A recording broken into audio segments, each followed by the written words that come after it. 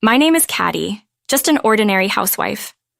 My husband Gus and I both love gardening, and our passion led us to buy a house with a large piece of land for gardening where we live now.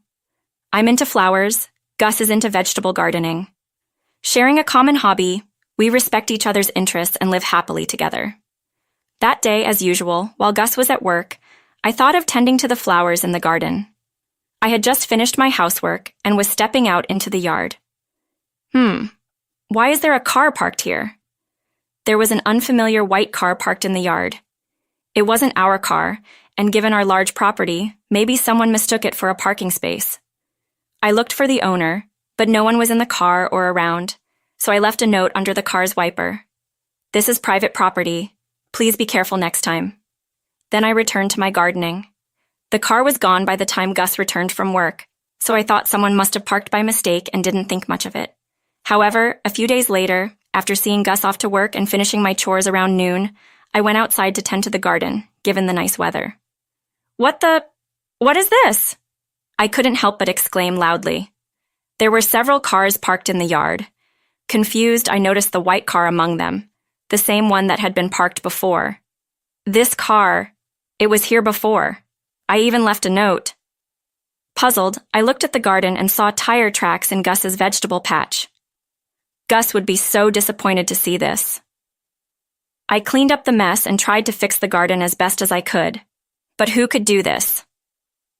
As I pondered, an unfamiliar man entered the yard. Excuse me, who are you? Who am I? That should be my line. Is this your land and are these your cars? Yes, but... The man looked perplexed, but I was the one truly baffled. Excuse me, but do you know why there are so many cars here? Well, my boss said we could park here. Instructions from the boss? At first, I thought maybe Gus lent the space to a colleague out of kindness, but Gus isn't a boss, and he hadn't mentioned anything to me. It's not like Gus to make a decision without consulting me, so who could it be? I asked the man further, Boss? Are you referring to someone from a company? Yes, from the company over there called... He seemed dubious, but willingly told me the company name. Apparently, a branch of the company had recently moved into a nearby vacant store, and they had been instructed to park in our garden. Of course, I hadn't heard anything about this, and if Gus had agreed, he would have told me. Feeling bewildered, I pleaded with the man to remove the cars. Please, this is private property. Could you tell the others to move their cars?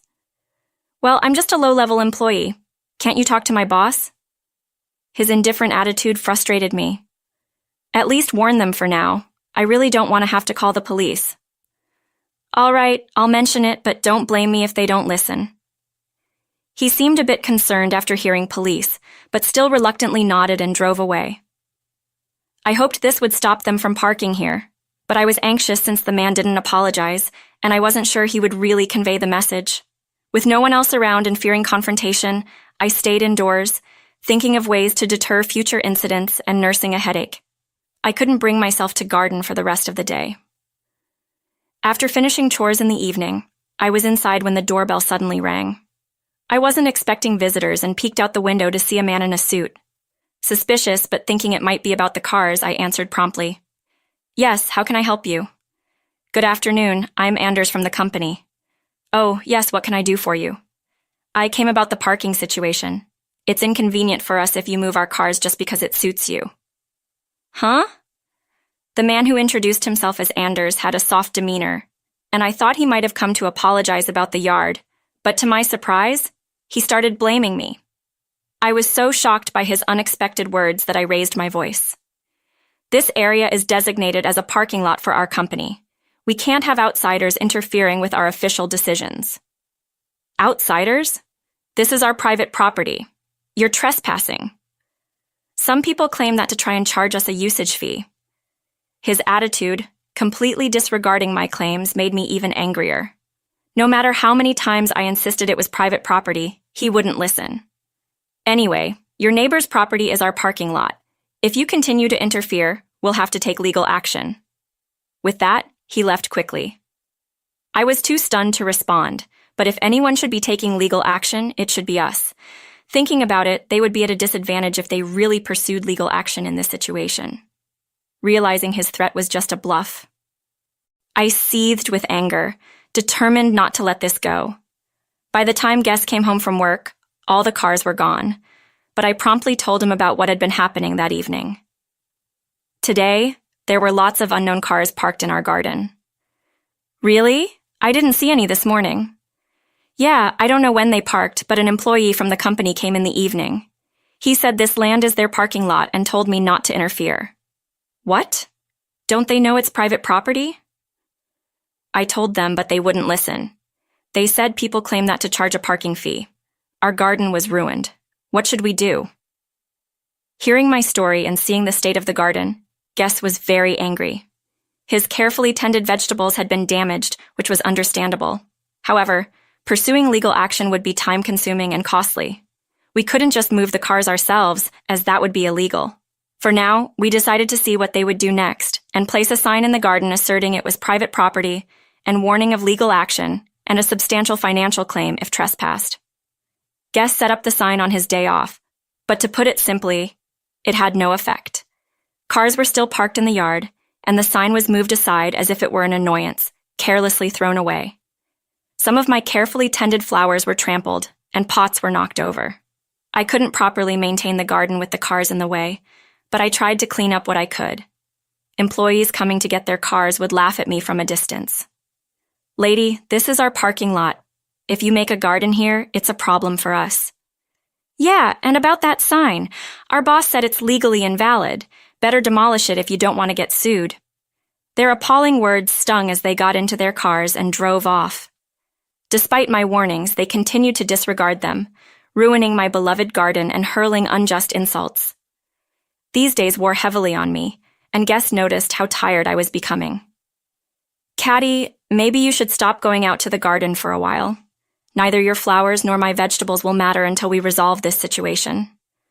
I had been visiting the garden daily, concerned about the flowers and Guess's vegetables, but I nodded tearfully at his words.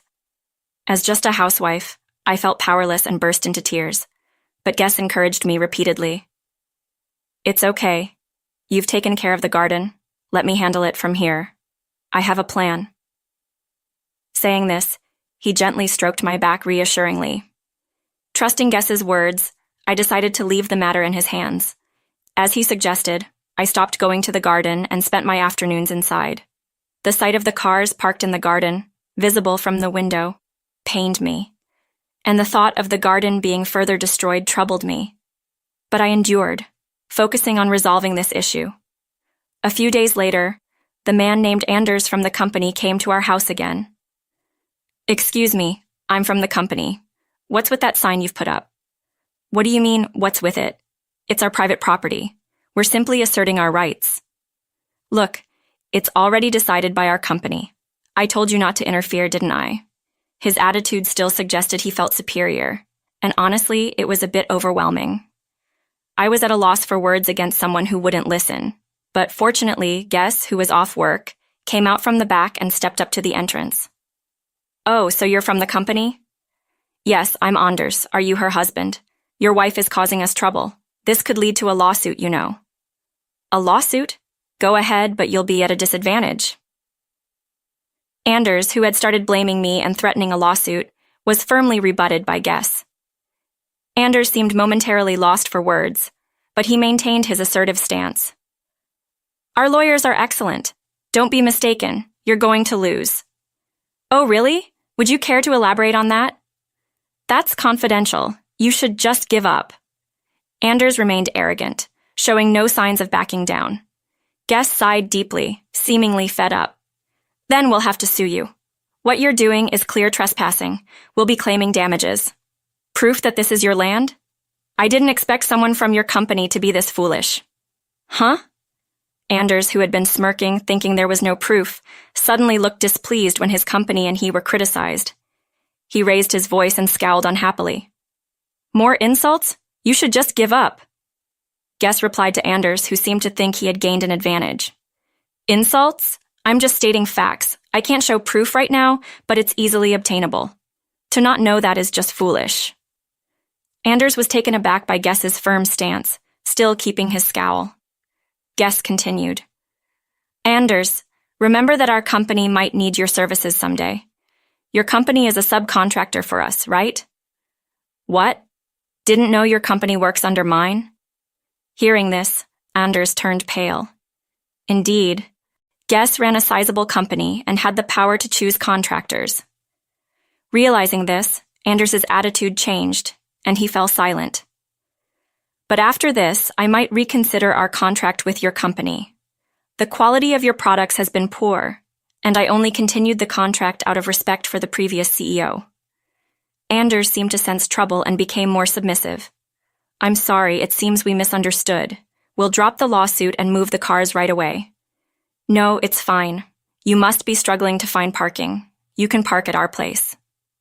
Guess's words seemed considerate, but they were laced with sarcasm, far from his true feelings. The man, realizing the situation, stayed pale and repeatedly apologized, saying words of sorry he had never uttered before. I cannot let this slide. I'll have all the cars moved immediately, so please don't worry about it. Soon you won't be coming to that company anymore.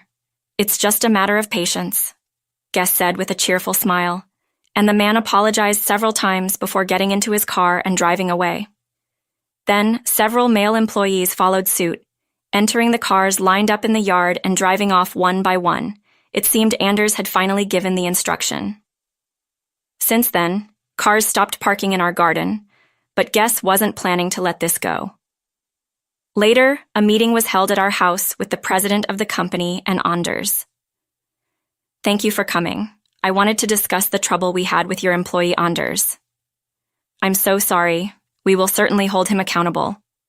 The president of the company, being a subcontractor to Guess's company and at risk of losing business, was entirely apologetic and showed no sign of defiance. It turns out the president hadn't been informed about the parking issue. It was Anders's unilateral decision. Now the head of a new branch, Anders, pale as if he might collapse at any moment, apologized repeatedly like the president.